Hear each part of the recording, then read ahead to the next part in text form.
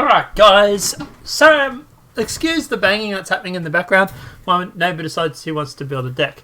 But yeah, Star Citizen Leagues has obviously posted a 3.10.C patch. We're going to knock this out pretty quickly because I wanted to go to bed and I've got to be up for about 3 hours to go to work again. So, currently tracking an issue with players getting extremely long loading times and error messages while joining the PU. We have put extra logging into this build to help track down the problem. We will be monitoring for stability tonight and may take the servers down if the provides not to be stable enough. Strongly recommended that players delete their user folder, obviously for, problems. Database reset, yes. Long-term persistence enabled. Current build is under NDA. We obviously don't care about that because we haven't signed it. Current build, this patch does not include all of the features which are currently added individually to the patch notes. Okay, so testing focus is ship flight in and out of atmosphere, update building blocks, ship UI for all flyable ships, high-speed combat changes, current gameplay, and they've updated the Origin M50. Sorry. Known issues. Epilepsy warning.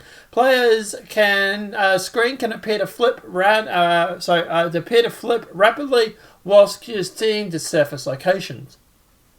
Grimhex hangar elevators currently do not function. Workaround, avoid Grimhex. It's a pretty basic walk around, but anyway. Turrets and both lawful and unlawful UGFs are not engaged and shot by the player's ship.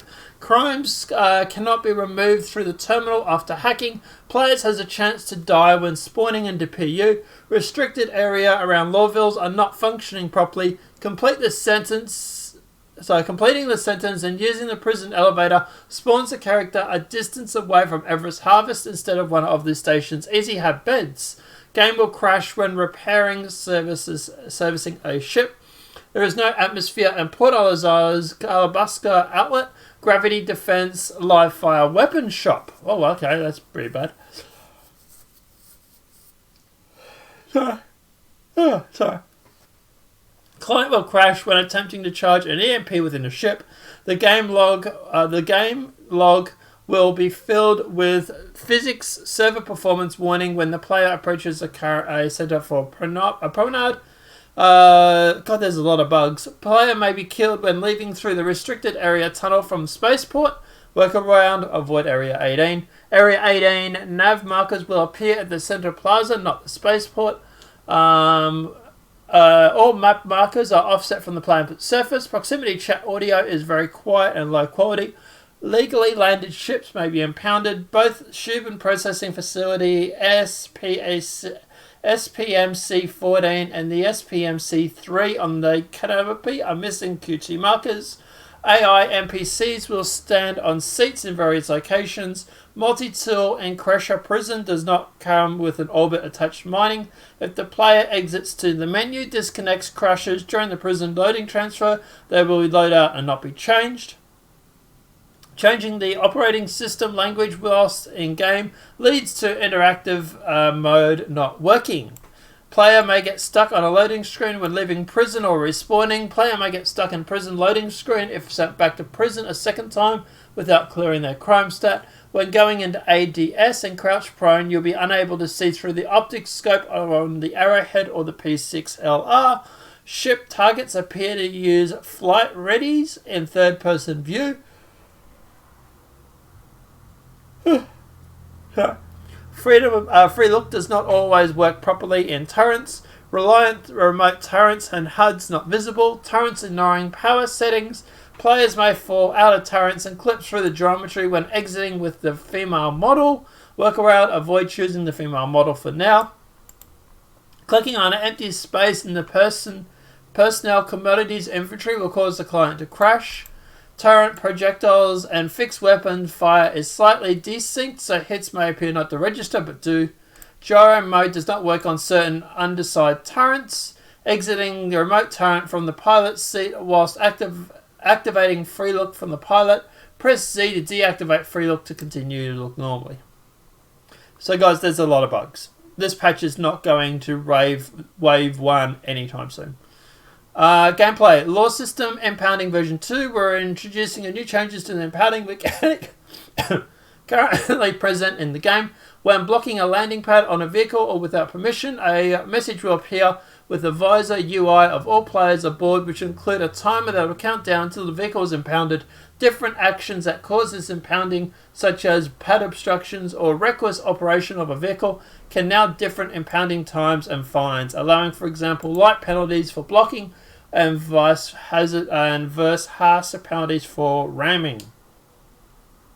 Ship and vehicles. Origin JumpWorks 8 M50 improvements. Update to the M50 to improve the player experience. This includes the landing gear compressionable updates to bring it to the new damage state, cockpit improvements, updating the UI metrics to improve the pilot UI experience, aerodynamics polish on pass on the Sabre, Hornet, and the Valkyrie. Visual pass, polish pass on energy pistol and the sniper rifle. Removed 2950 Invictive paints from shop. Bug fix. Fixed an issue causing some missions descriptions to display as destination, local address, or pickup drop-off areas in the description. Lightning bolt logo should no longer be missing when viewed in a mobiGlas, on shelf, or in the kiosk. NPCs behind the counter constantly at luxury rentals and customs should no longer flick in and out. The top bunk enter animation on the Vanguard should no longer loop and cause the player to get stuck. Data center, the TMG XEV2 on Microtech should no longer missing its nav marker. Fix multiple visor areas. Issues when looking into the on-side door of the Valkyrie. Should be no longer be NPCs missing clothes around the PU. Ships and vehicles will no longer hurt themselves when firing their EMP weapons. Target markers should no longer have incorrect screen positions when extra wide and other aspect ratios. The 2D animation decals of people walking inside Maria of Heart in Lawville should no longer be upside down. Oh, damn. Large collision boxes should no longer block players from the extra large hangars and new bombage. The field light and laser pointer attachment should now correctly function when attached to the LBCO pistol. I think that's the laser bolt company. Direct call for VoIP camera should no longer cover the end call UI. Okay. Players should now be able to target other ships while using the Valkyrie remote turrets. Fixed an issue causing visualized bottles and spam audio effects in player habs. Okay. Hangar O2 in L4. Rest stop now should be accessible via elevator. Elevators at New Babbage Spaceport should now correctly transport players to every hangar. They fixed 3 client crashes, 5 server crashes, and a deadlock.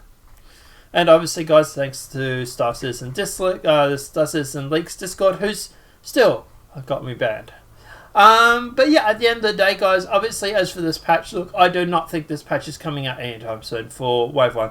There are way too many serious issues here.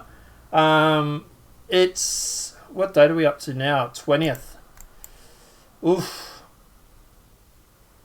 I would say you're probably going to get a Wave 1 next week, and it'll probably go live probably the week after that. So I think it'll give them another week or so, or another 5 days or so. We might get it to go live on Thursday or Friday, US time. But most likely, I think it's probably going to be a Friday, Saturday thing.